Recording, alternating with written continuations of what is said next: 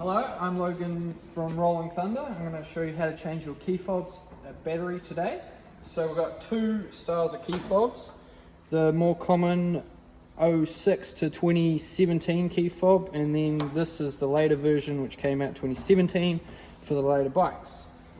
Easiest way to do it, 10-cent piece and a 50-cent piece for each fob retrospectively.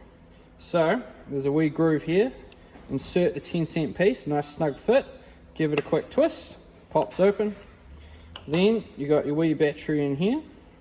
Now it says positive facing down, so make sure when you install the new one, positive facing down like that. Put the two pieces together, firm click, that one's set to go. Now on the later one, you need a slightly bigger coin, it's a bit tougher to get apart. Insert it in this groove down on the bottom. Now you've got to give a firm twist. There you go, pops apart.